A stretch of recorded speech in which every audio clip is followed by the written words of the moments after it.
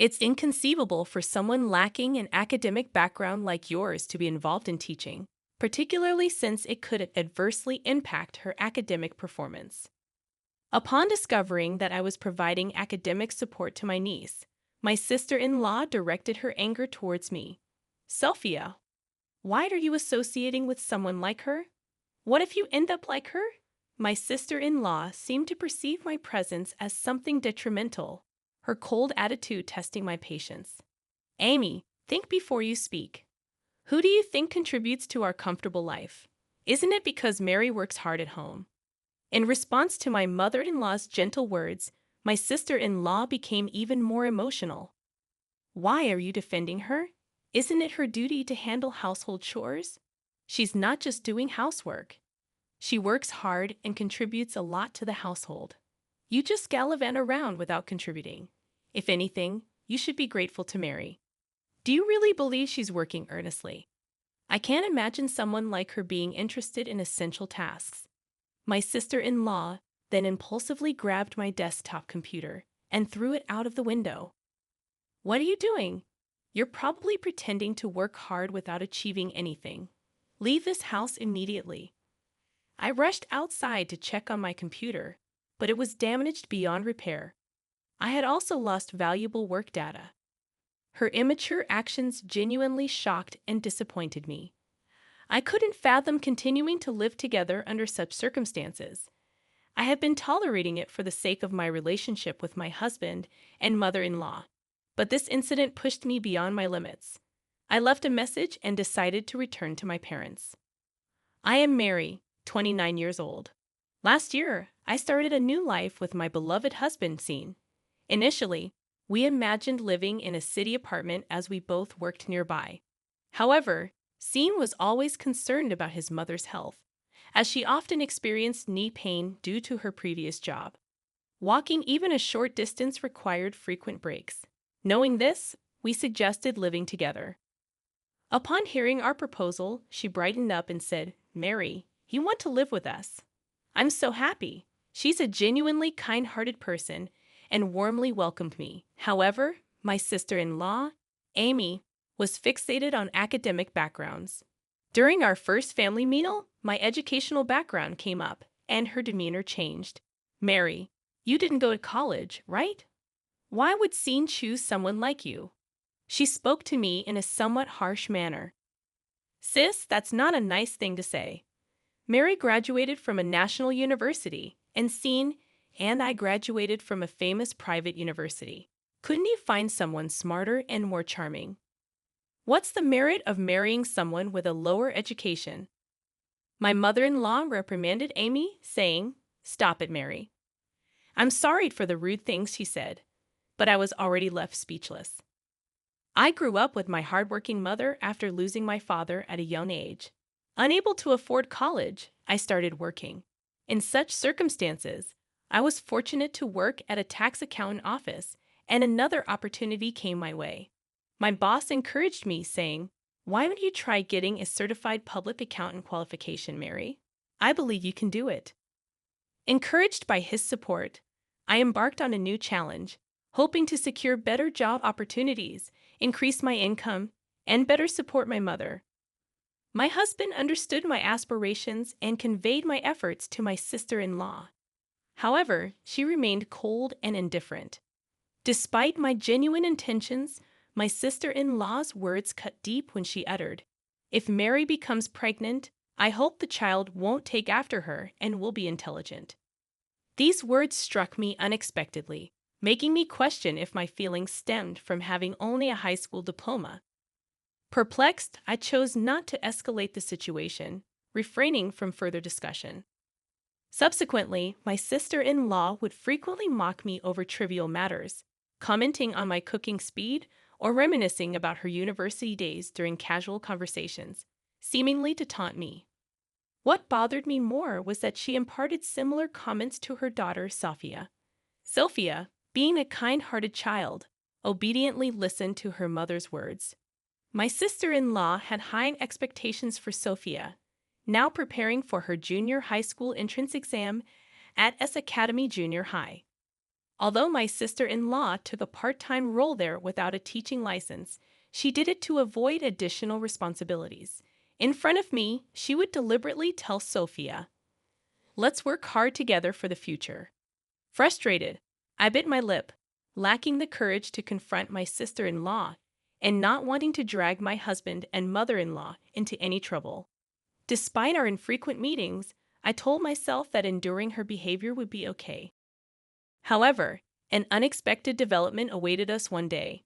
My sister-in-law suddenly arrived at our house, holding Sophia's hand, and casually announced, "Mom, I got divorced. We'll be staying here for a while. Please take care of us."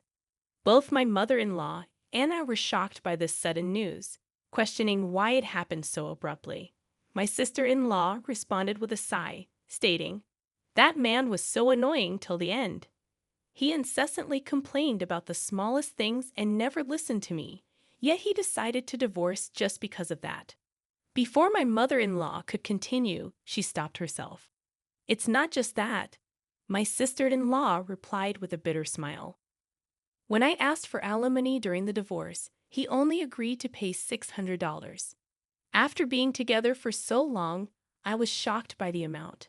So, I thought it would be better to come back home where I don't have to worry about living expenses. Plus, I wanted to spend more time with you, Mom." She showed a slight smile and held her mother's hand. "I can live peacefully in this house." She then laid back on the sofa, scrolling through her smartphone, with packed bags and boxes scattered around the room. My mother-in-law and I were lost for words, watching this chaotic scene.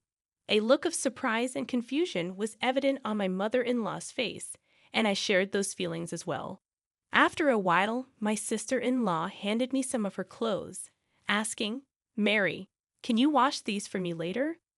I suggested that they should be sent to the dry cleaners, but she replied, self-centered, "You could do that much for me, right?" From then on, not only did her requests increase, but her troublesome behavior also intensified.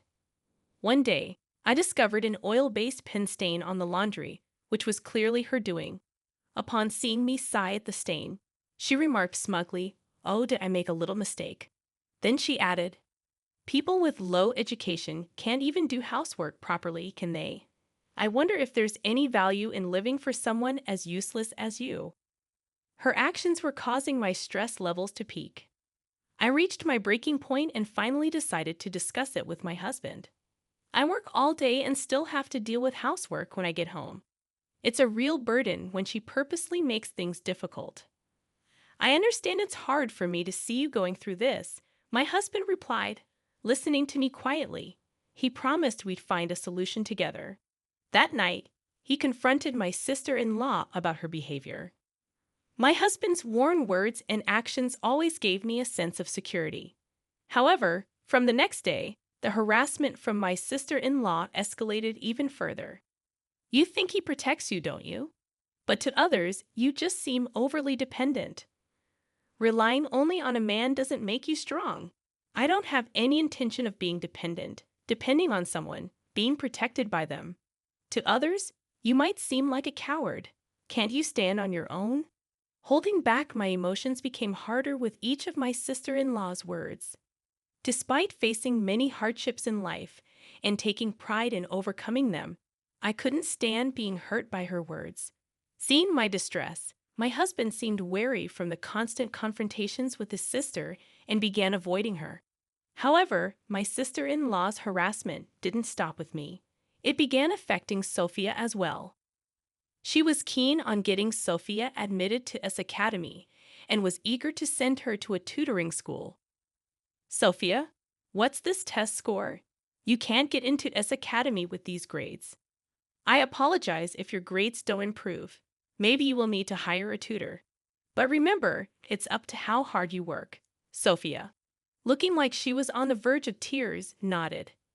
She had already been going to a cram school every day after school, and getting a private tutor would make her lose any free time she had left. Feeling sorry for Sophia, I offered, "Do you want to study with me? I can help you with some things, really. Of course, I'm here for you." From then on, We started studying together, being careful not to get noticed by my sister-in-law. Although Sophia sometimes struggled, she grasped concepts when taught patiently. Mary, I got 80 points on my test. That's great, Sophia exclaimed. You worked really hard. Sharing that success brought genuine warmth to our hearts. My mother-in-law, who noticed our efforts, sometimes cheered us up secretly by sharing delicious cakes with us. The time spent with her and Sophia became my healing moments. However, this peaceful time was short-lived. One day, while studying with Sophia, my sister-in-law unexpectedly returned home. Seeing us, she shouted, "What are you doing? You, with no formal education, are teaching her? I can't believe it. You might make her grades drop. Stay away." Furthermore, my sister-in-law slapped Sophia on the shoulder and yelled, "Why are you spending time with her? Do you want to end up like her?" The way she spoke about me as if I were contagious made my anger boil over. All the things I had been holding back just overflowed. As I told you before, I'd only graduated high school due to financial reasons. Judging someone solely based on their educational background is wrong. What did you say? My sister-in-law exploded even more. Hearing the commotion, my mother-in-law intervened, saying, "What's happening here? Mary is getting too close to Sophia." What if her low educational background influences Sophia? Do you know who's ensuring our comfortable lifestyle? Haven't you seen how hard Mary works at home? My mother-in-law's calm yet pointed words only fueled my sister-in-law's anger. Why are you defending her? Anybody can do household chores. It's not just chores. She's working hard, contributing to our household. All you do is go out and play, indifferent to what's happening at home. You should be more grateful. Are you saying she has a proper job? I can't believe it. With that, my sister-in-law grabbed my PC from the desk and threw it out the window. Why would you do that? That job you cherish so much probably isn't that big of a deal.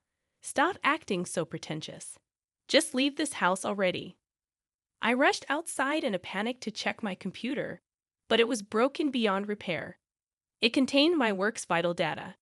Feeling anger and disappointment towards her childish behavior, living together with someone like this became impossible. For a long time, I had valued my relationship with my husband and mother-in-law, trying to protect our household. However, I had felt my limits. That night, I left a note and decided to return to my parents' home. The next morning, I received repeated calls from my sister-in-law, but I ignored all of them. However, within a week, my husband and sister-in-law showed up at my workplace. He strongly conveyed his apologies, saying, "Amy's completely wrong this time. Amy, please apologize sincerely." Though encouraged by Sean, her dissatisfaction was evident from her attitude. Why should I apologize? Sophia's grades have clearly dropped in her absence. Mary's presence must have been important not only for Sophia, but for you as well. Indeed, I had felt guilty deep down about Sophia's academic struggles. It seems there's no other way. Mary, come back home and support Sophia's studies. I never wanted to live with someone with your educational background, but I'll endure it for Sophia's sake. I had wanted to return for Sophia's sake, but her arrogant tone nearly extinguished that desire. If you truly care about Sophia's education, why don't you teach her yourself, Amy? You strongly recommended her to study for exams. So why are you neglecting her?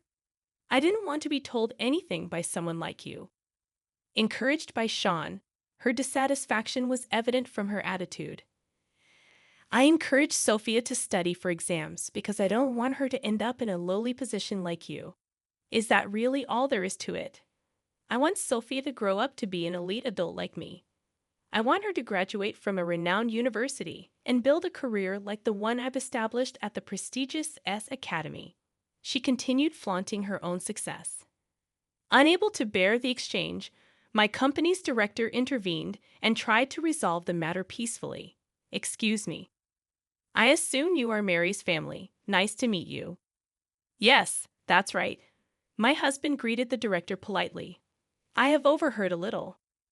I'd like to affirm that Mary has shown tremendous capability and contributed significantly to our company.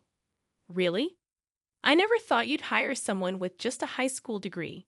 Education doesn't solely define a person's abilities. Even compared to university graduates, Mary has been producing equal, if not better, results. My director's words left my sister-in-law with a surprised expression. Do you truly believe that? I think educational background determines one's status and value, the director responded. Carly, you mentioned you work at S Academy. May I have your name? My name is Amy Smith. You're Miss Smith. I've heard about your troublesome attitude and behavior. Are you implying Mary has been speaking ill of me? No, I haven't. I've heard about you from Mary, but I have heard about you from the principal and other staff at S Academy. Amy's eyes widened, clearly taken aback. Here's the reason. The director handed her a business card that clearly reads Academy Board Chairman. You're the chairman? Both my husband and I were utterly shocked, lost for words upon understanding the information on the card. Amy's demeanor changed instantly, her eyes filled with fear and surprise. I've heard about your behavior and issues within the academy, delegating your work, shirking responsibilities, and even discriminatory actions towards students. Numerous problems have been pointed out. In a panic, Amy responded, "That's not true." Of course, I was considering a direct response. Upon hearing this, my sister-in-law started to panic. I can't lose my current job. I just got divorced and did stuff to support my daughter and myself. She begged desperately, with a serious look on her face. The principal replied calmly but with deep understanding. Our school's policies and philosophies are clear. We cannot tolerate work behavior like yours. My sister-in-law was devastated and burst into tears on the spot. The next day, an official notice from S Academy confirmed that she had to leave the school. Unable to hide her shock, she returned home in confusion. Afterwards, she locked herself in her room, and occasional voices of anger and dissatisfaction could be heard. This situation started affecting the family dynamics. Her stress was often directed at Sophia, and the tension in the household grew day by day. How can you not even solve this simple problem for a sixth grader? This is unacceptable. You will not rest or sleep until you finish this textbook tonight, so make sure to get it right. Sophia had been studying under this strict guidance day after day, and her fatigue was evident on her face. I was worried she might follow Amy's path. Stop pushing Sophia like this. Think about what you're doing, my mother-in-law interjected, unable to bear the situation. Mom, shut up. I don't want to hear anything you say. Taking the situation seriously, my mother-in-law finally told Amy to leave the house. Amy, you can't stay here any longer. Leave now. Why should I be the one to leave? You're the one pushing Sophia to the brink and harming her mental health. If you care about her as your own daughter, leave this house now. I can't believe you're trying to take my daughter away from me. My mother-in-law asked the distressed Sophia. Sophia, what do you want? Do you want to stay in this house or go somewhere else with your mother? Sophia's answer was clear. I want to stay in this house. I'm scared to be with Mom. Shocked by these words, Amy lowered her head and cried. But my mother-in-law's resolve was firm, and she escorted her daughter out of the house. Reflect sincerely on your actions. What you did can never be tolerated. With that, my mother-in-law closed the door. Afterwards, my sister-in-law ended up losing her job and home. She tried various jobs, but due to her personality, she struggled, and her difficult life continued. With her gone, I returned to my mother-in-law's home and regained our peaceful daily life. Sophia regained her peace of mind and started to smile every day. When we learned that she wanted to continue her studies, we, as a couple, decided to support her. A year later, Sophia successfully passed the entrance exam to S Academy, as her hard work finally bore fruit. We felt genuine relief and joy. Now Sophie continues to work hard towards her dream of becoming a teacher, and we hope to continue supporting the path she has chosen.